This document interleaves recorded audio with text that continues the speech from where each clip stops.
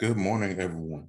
This is Philip Morris with Bombay Financial Consulting, and welcome to our first ever Stock Common Sense. Yes, promised this earlier this week, and I want to be sure to deliver to you guys every Sunday at a reasonable time. So let's go ahead and get started. Let's get started. So if you can go ahead and see my screen, I'm currently showing the S&P 500. We closed for the week at 4384.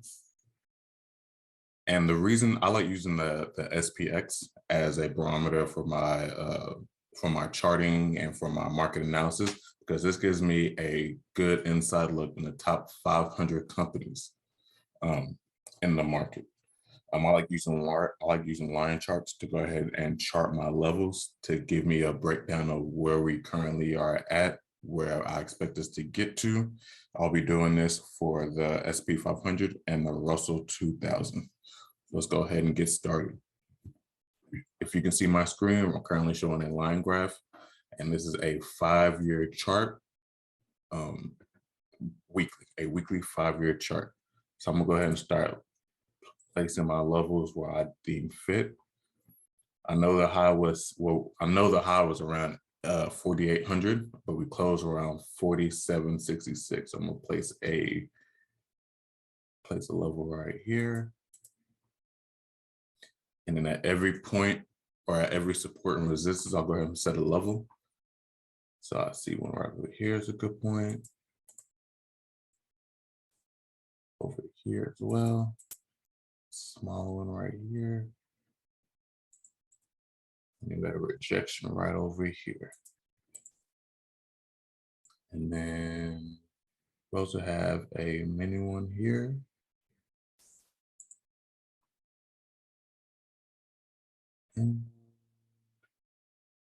Yeah, so now I'm going to convert my line graph into a bar graph, and then we can talk about, or a candle graph, and then go ahead and talk about what I see currently. So this red line over here is my trend line I set earlier in the year. And if you can see, we have completely broken through that trend line. So this will have to be redrawn, or I'll have to figure out the correct way to get this done. But if you can look and see, we had a really, really tough rejection over here at 41.20. Well, actually, yeah, 41.14. So that let me know that the market was completely overbought. We ended up having a hammer candle right here. We ended up closing the week out in the positives. If you can look, the bars, we opened over here, closed over here. I'll go into candles. I'll go into candle bars as well if you guys want further understanding. But with this being the first one, I'll get feedback at the end. But we have this long wick that shows us our range for that week. But like I said, we opened here and closed here at the end of this bar. So looking at this lets me know that the market was completely overbought here, and they rejected heavily. So I'll place another one right here just to go ahead and put emphasis on it. So with me seeing that, each line that I have is currently a level. So the next level I'll be looking at to see where we can potentially go will be around 44.31. So that's one level. If we get past that, we'll get to around 4,500. Now, I remember selling one of my options in the SPX around this level, and I ended up being correct because we had touched this level, and then it was a hard rejection as we didn't get past this level, and we ended up selling back down. So as a current, I did end up buying a SPX level or an SPX option, and I want to see if we can return to these levels, at least get past it, and see what happens here more specifically once we get to around 4,600. I think the market, or specifically for the SPX, I think we will be in a range bound market. But this rejection over here lets me know that this level lets me know that the market did not like where we were at. So I do want to see what happens when we get past these 3 levels, and I'm definitely looking to see what happens when we get to 4,600. If it rejects then hey, it is what it is. But I think it would be a while, maybe around Q3, possibly, to where we might get back to 4,800. But we'll see. I do have the S&P 500 at least ending around 5,000, 5,100 was my prediction. But with all this volatility, it has me rethinking what all this volatility has me rethinking my thesis. So yeah. So let's go ahead and look at the Russell 2000. So I'll change that. I'm gonna turn this back into a line chart. Spread out. Go ahead and set my levels again. Support over here. Rejection here.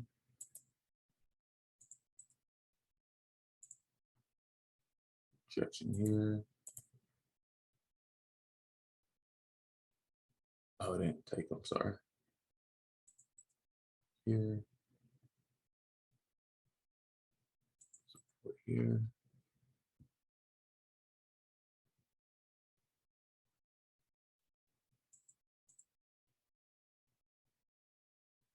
And yeah.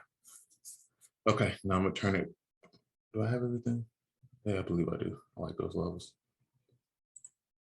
I'm gonna change it back to a bar graph or a candle. Widen it in.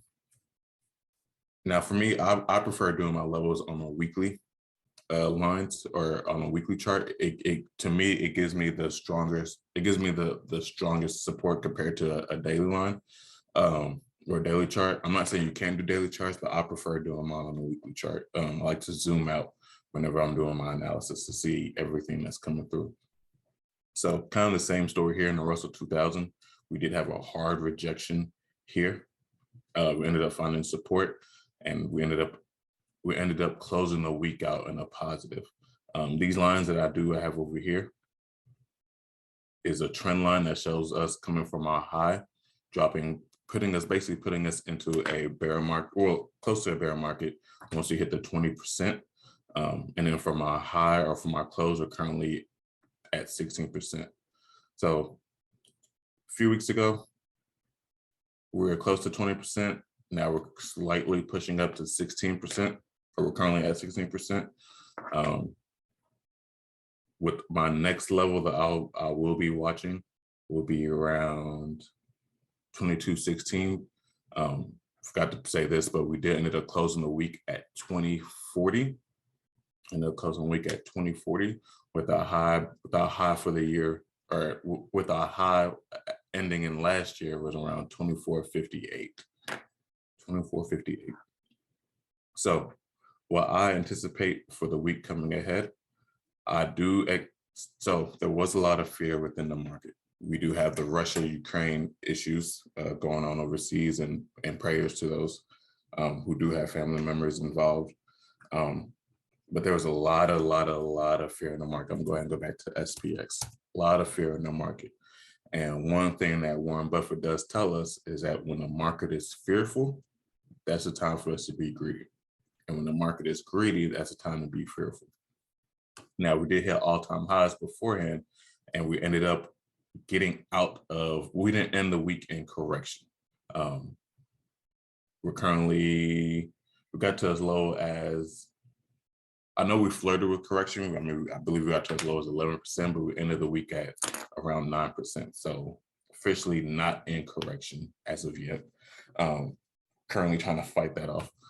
But as we push forward, what I expect us to do, especially heading into March, I want to see if we can end the month out strong.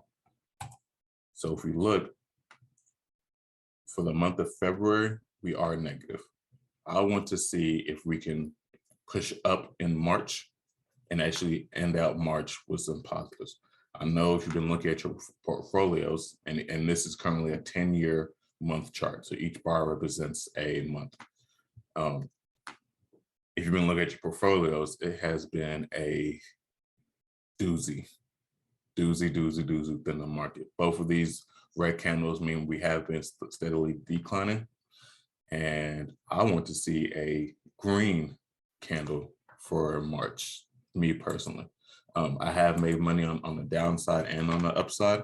So, but the market does better whenever we're doing good. So just want to go ahead and throw that out there. So I am looking for some more green candles to start off the week. Next week, we are ending February negative. And I'm praying that my thesis ends up being right. This hard rejection does give me hope that we will have a nice turnaround.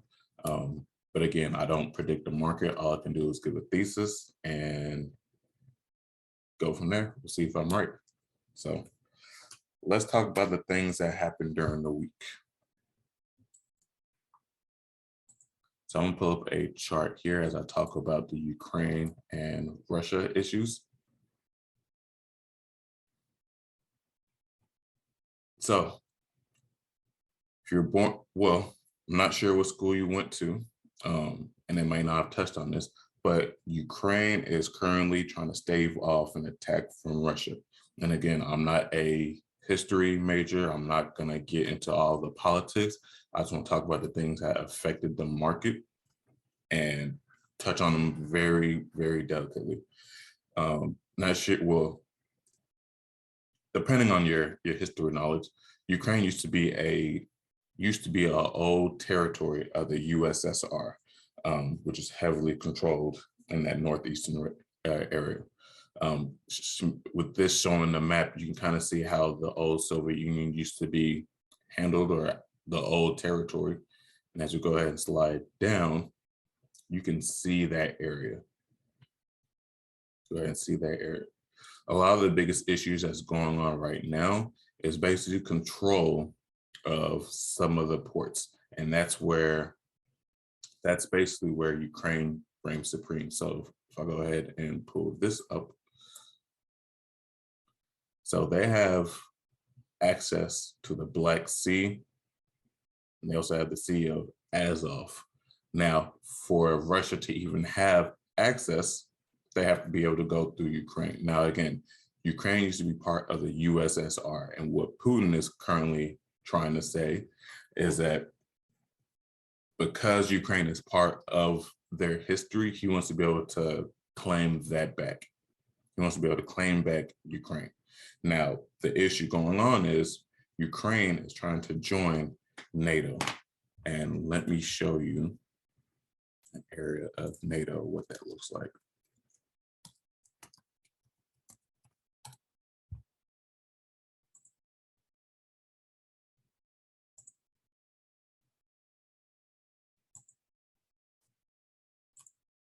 So if you look at this chart right over here, or this picture, you can see what all NATO represents. You know, you have the United States, Canada, most of Eastern Europe, or Western Europe, I'm sorry.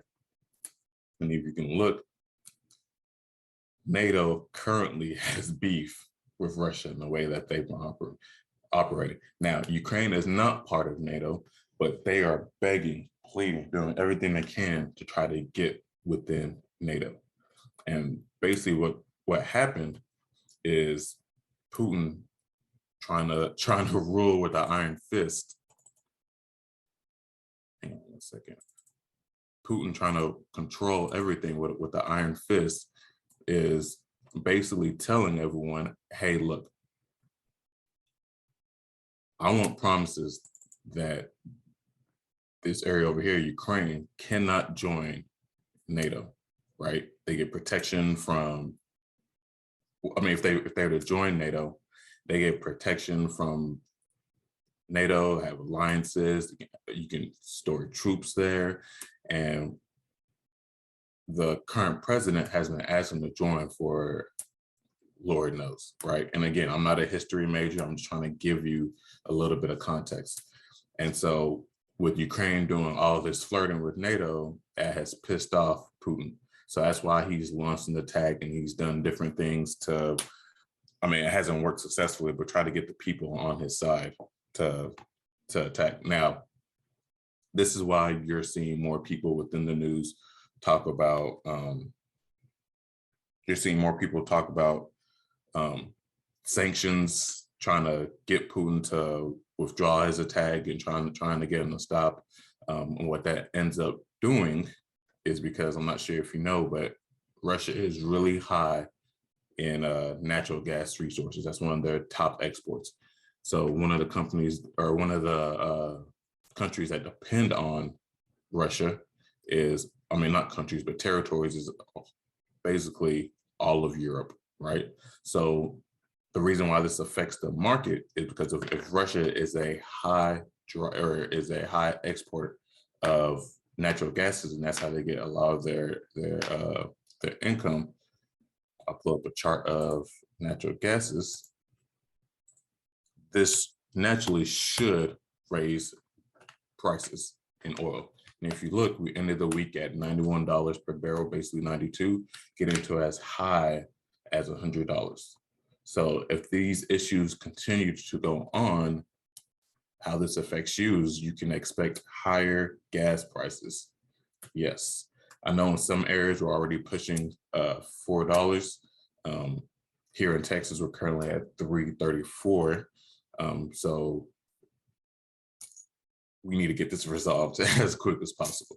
The sanctions are pushing, the sanctions are trying to deter Putin.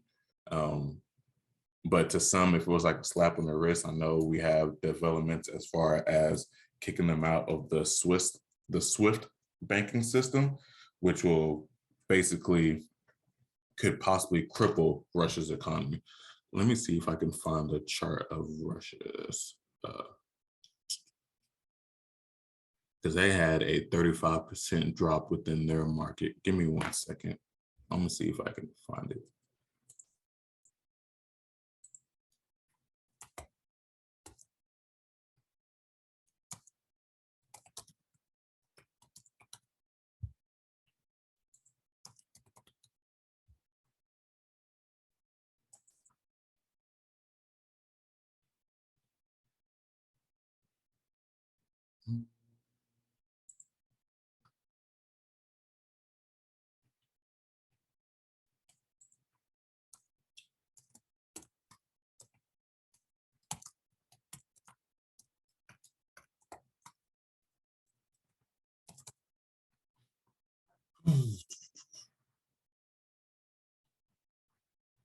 Yes, I can't find that chart. I apologize, y'all. I don't have you guys waiting for long.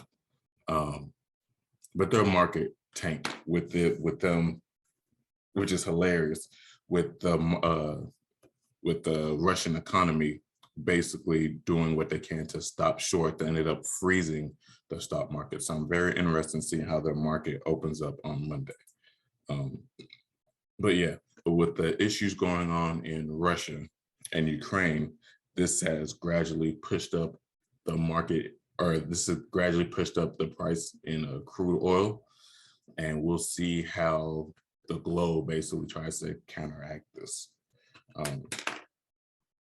So talked about Russia and Ukraine, we talked about oil prices jumping. Another thing that will be coming up is a return to office. And I don't know about y'all or how you feel about it. I'm currently working virtual. And how I feel is, when I came in working back in 2012, I worked at a company to where I was allowed to work from home at least 1 day a week. And I know it wasn't in the norm, but I like it. I like being able to work from home. I like being able to not have to commute. It gives me the ability to work longer hours if I want to, because I'm near my family. If I have a doctor's appointment, it's no problem to go ahead and go to my doctor's appointment and then come back. It's just more convenient.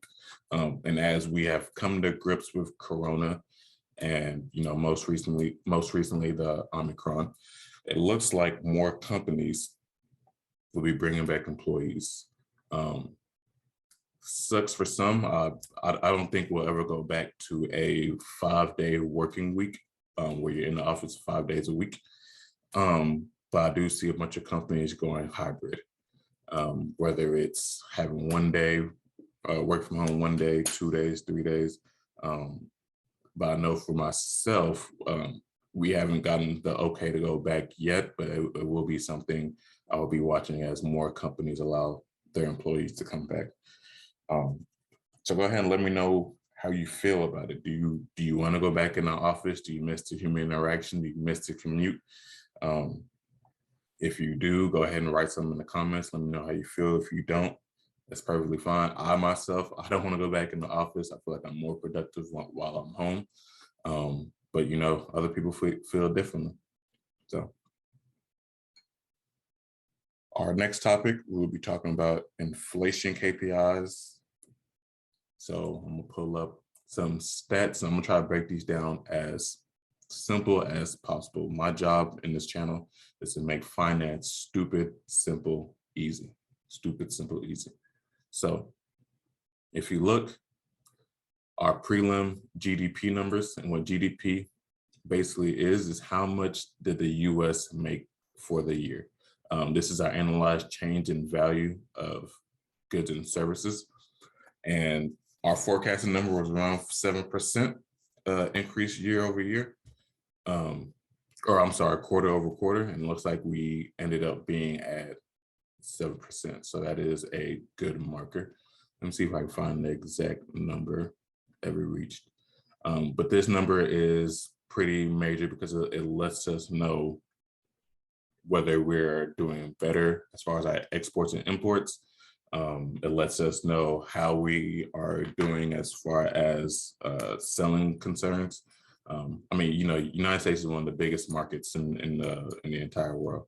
So we want to be able to continue to increase our productivity and our numbers. We have our new home sales forecast was around 800,000. We basically met that at 801,000. New home sales basically lets us know how many sales are being created or are being sold during that month. A greater amount or a greater number is greater than our the higher the forecast or the higher the actual number, the higher the forecast is. And if you can look, I mean,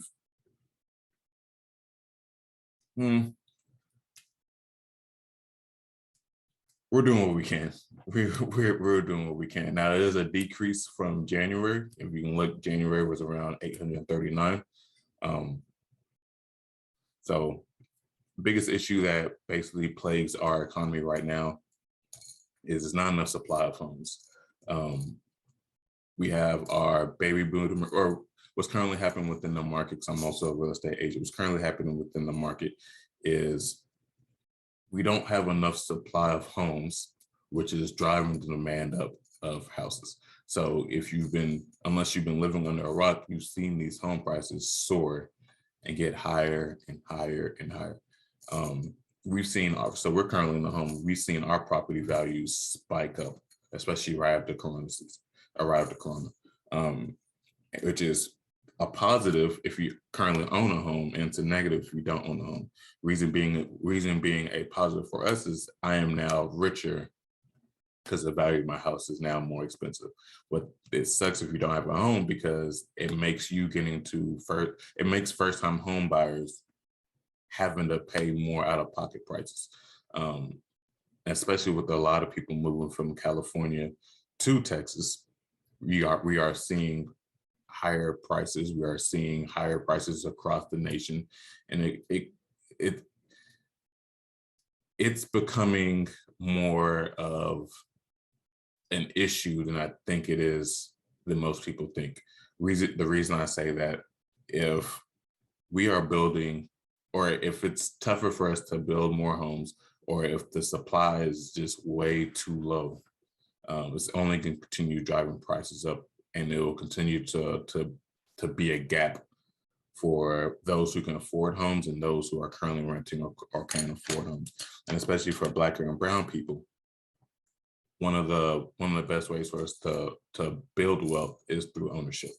And so if less Black or brown people are being able to get into homes, it's only going to widen the gap compared to our counterparts. Going over, if we look at our currently looking at our core PCE price index, what this basically measures is a change in price of goods and services purchased by consumers. So what this barometer is an inflation, inflation is an inflation barometer. So unless you've been living under a rock, inflation has been crippling the market. And inflation is also one of the things that we are currently trying to battle. Currently, we're sitting at around 7% inflation. Currently sitting at 7% inflation. And what the Fed Reserve wants to keep us at is around 2%. Now, this is just a month-over-month increase. So what this basically says is we have risen month-over-month, excluding food and energy, by 0.5%. So things are more expensive than they were in the month of December or in the month of January. We want to keep this number as low as possible, the biggest number being year over year or quarter over quarter. Year over year, we are up around an average of 7%. We want to keep that as low as possible. So what the Fed is currently trying to do is trying to deter inflation by raising rates. Now they will take a very slow approach. I personally think we have reached a peak, and what the Fed doesn't want to do is raise rates to where it ends up hurting our economy more than helping us. So that's something that we will be watching in the coming months and weeks. But because of rising rates, that has a correlation to our stock market, especially to the NASDAQ. If you look, the NASDAQ gets hit the heaviest whenever we have inflation issues. So if you look, I have a chart that pulls up the NASDAQ, and you can see since we had our high back in November, we have gradually slid down, with us getting to as low as 16%. If I set another one here, got to as low as 16%, currently sitting at 15%. So we're gradually moving away from that low since we hit our high. And again, just like in the Russell and the SP 500, gradually going back up. But interest rates and inflation has been a big marker, a big issue within our economy. And that's something that Biden, if he's trying to get elected for a second term, will have to control, or we'll be seeing Big T come back into office possibly. Now, news that's important to me and could be important to others. I am a huge sneakerhead. I am an owner in Nike stock. I do wear my J's. I won't even lie upfront about it. So for me, this is pretty big news. I have grown up going to Foot Locker, shopping at Foot Locker, grabbing my newest releases from there. And, this ends up being a dog-eat-dog world. Here's what I mean by that. So Nike is a big supplier of Foot Locker. And what's been happening is Nike has been going more direct to consumer. So what that means is Nike is basically cutting out the middleman and getting more profits for themselves. So let me give you an example. If you become more direct to consumer, that means I'm creating my product and I'm selling to everyday consumers, right? So I'm going from the direct source and go straight to the consumers. That means I can collect more money in the end. If I go from Nike to Foot Locker or Nike to Foot Action or Nike to DSGs, I have to cut not the supplier, but I have to cut the middleman a little bit of the bread that I would see on my own. Now, the reason this is big, right? Nike accounts for 75% of Foot Locker sales in 2020. I'm gonna say that again. In 2020, Nike accounted for 75% of Foot Locker sales. J's, Nikes, Converses, right? 75%.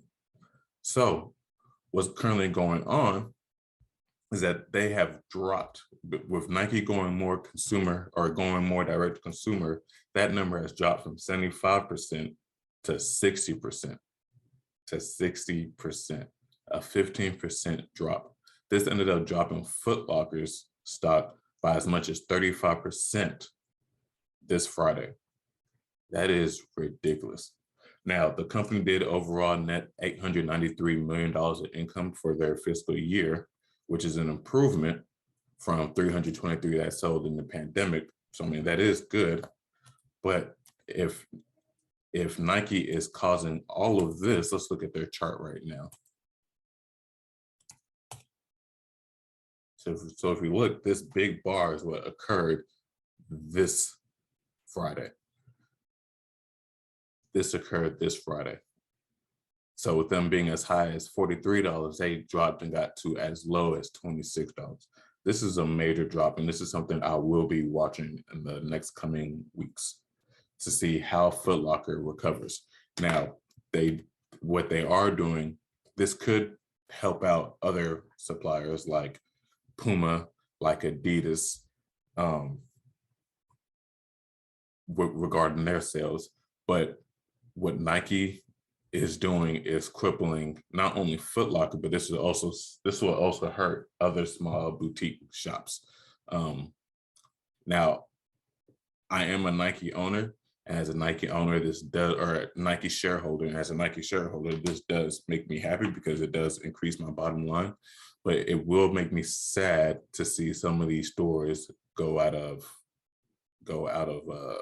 business if this continues to hurt them as this much. But what Foot Locker is basically trying to do is they're trying to counteract some of these by creating more businesses or more products. So, for example, they ended up coming out with a cozy fashion line, which is basically like, it's basically like clothing for women. So for Christmas, I ended up getting my wife some cozy brand sweats and a halter top. And as the consumer, she does love these items. So that could be a way for them to counteract losing some of those sales, is creating their own products and selling within their Foot Locker brand. But again, this will be major and will be something that we'll be watching the next coming months. But yeah, this candle, that's a pretty nasty candle. Now moving on to our stock breakdown of the week. This is a company that we are shareholders in. And again, this isn't financial advice. I'm only here to bring context and to give you some insight within the market. But this is a company that we ended up investing in after basically experiencing their products. And this company is called Dutch Brothers. This is called Dutch Brothers. Now, let me go ahead and give you some context about who this company is, because I think they have the potential of being very big. But they are basically a coffee and a drink drive-through shop. This company offers hot and cold espresso-based beverages, cold brew coffee products, as well as their Blue Rebel energy drink, tea, lemonade, smoothies, and other beverages through company-owned shops and online channels. Now, their Blue Rebel energy drink, while I don't drink energy drinks personally, what I do know is that this energy drink is fire, completely fire. I'm not sure if you've stopped by a Dutch Brothers recently, or if you have one in your area. As of right now, they're currently on the west and southwestern portion.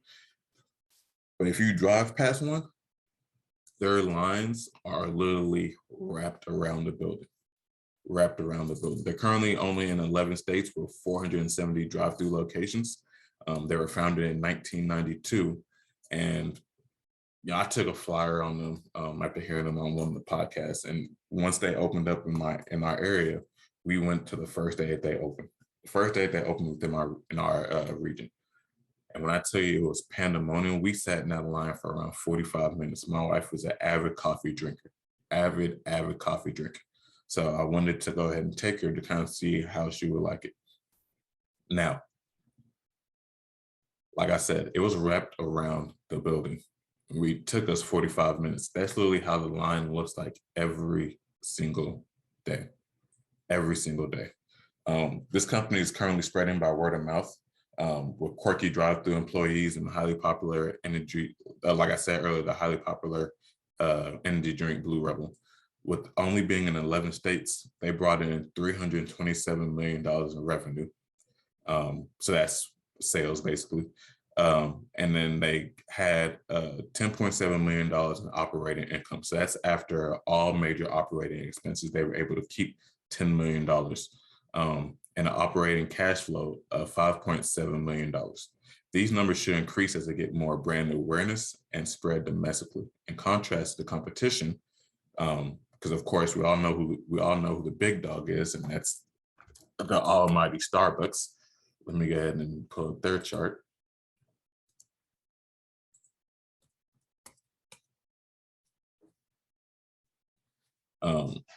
Starbucks has been a staple within our community and not even just nationwide, but globally for years on years on years.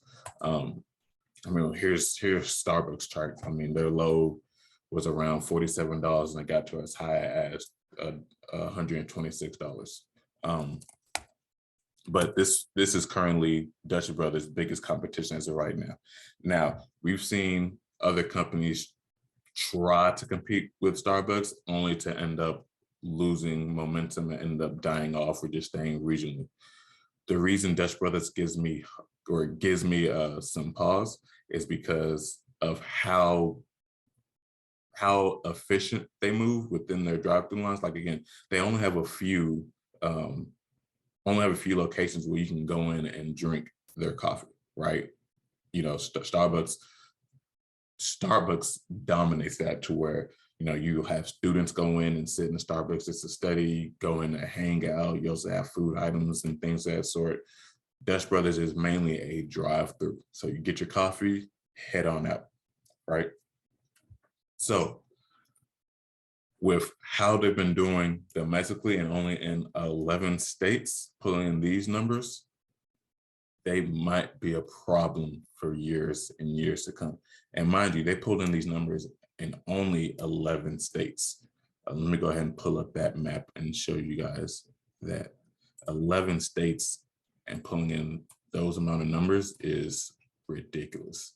So let me go ahead and show you this. They are based out in Oregon. So they have so many stores out in that region. That's where their headquarters are. And you can see they're gradually moving out west. This is a company that we do own. And I'll be grabbing more from my wife's accounts. She's a big coffee drinker, but this is something that I am very bullish on, and I want to see how they do. Now, earnings have been a thorn in many sides. If you remember Facebook, or now called Meta, they had a big drop where they dropped around 30% and currently sliding as of right now, right?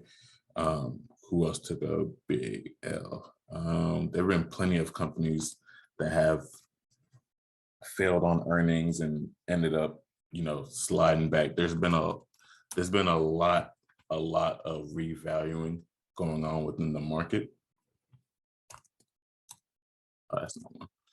There's been a lot of revaluing that's been going on in the market. So I am very nervous to see how they do. Their earnings call will be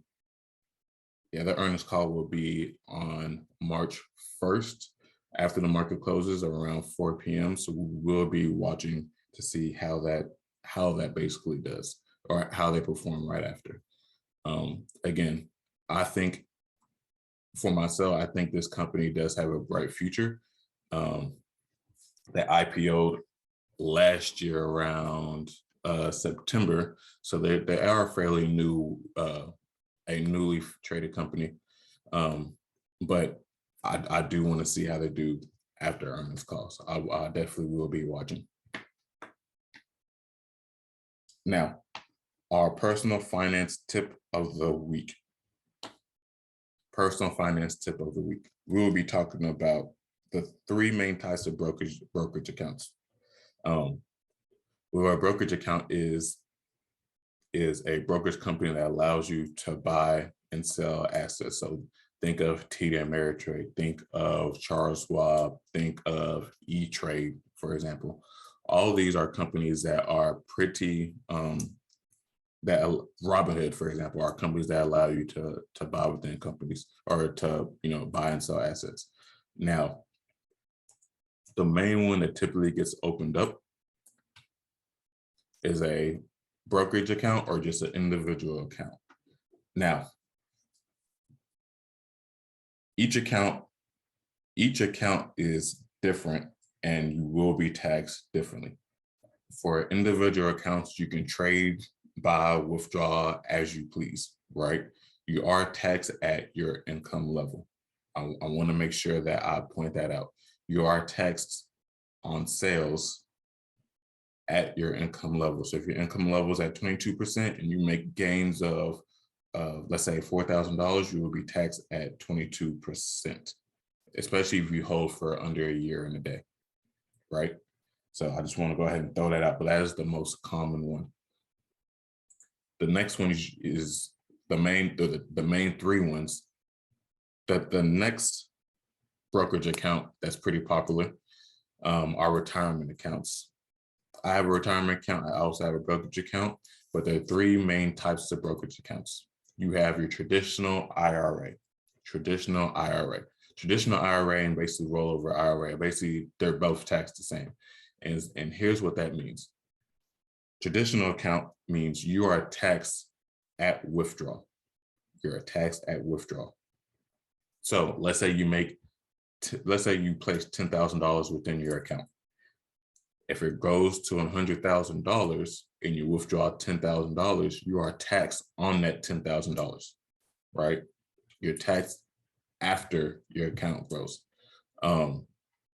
That's different from a Roth, and I'll explain the differences after. But with traditional IRA, you can deposit up to $6,000 each year within your account, and you can take from your IRA without penalty after 59 and a half. So retirement age with the traditional IRA is at 59 and a half.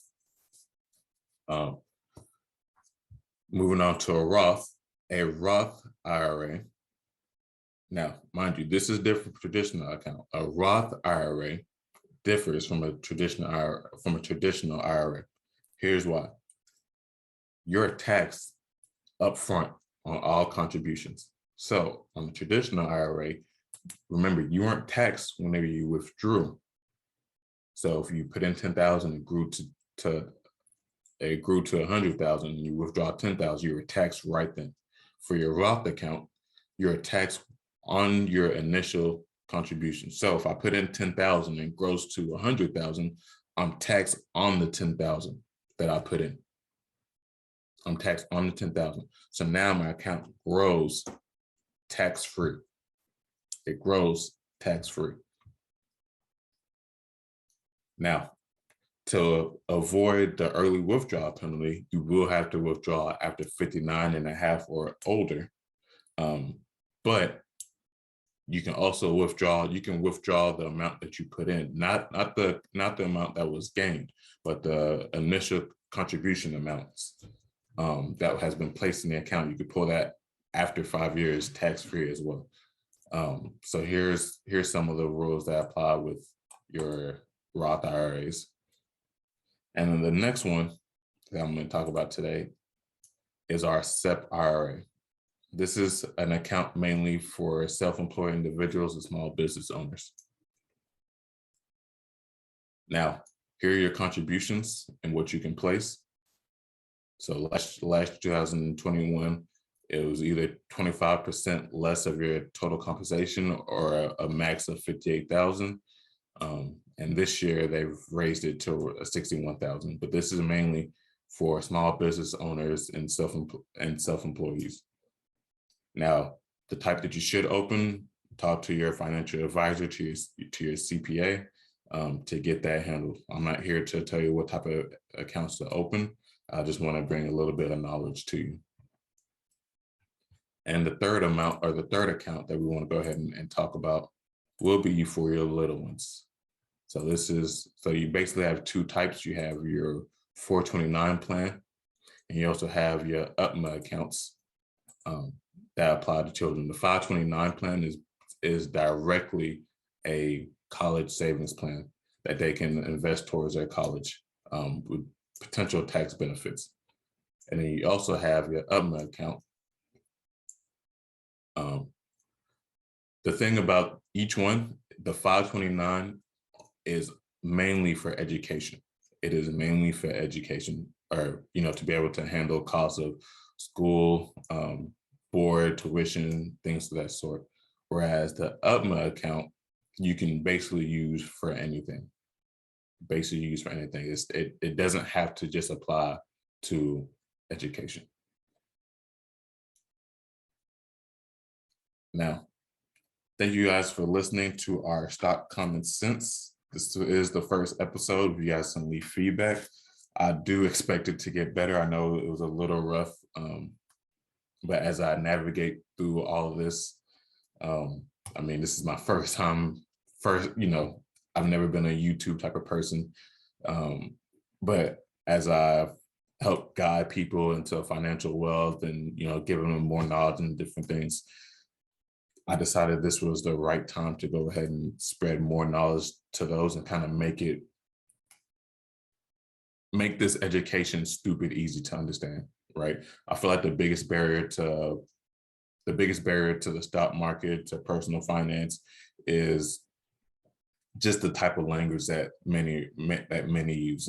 And what I want to do is make it very easy for you to understand, to digest, and for you to be able to not only understand, but for you to be able to spread to other people. So as more come about, as we tinker on a couple of things, I do expect the channel to get better, to grow. If you guys have any other questions, don't forget to leave them in the comments, leave reviews. Let us know how we can do better. We're all about doing better to help our community. So hope you guys have a great week, and I'll see you guys next Sunday.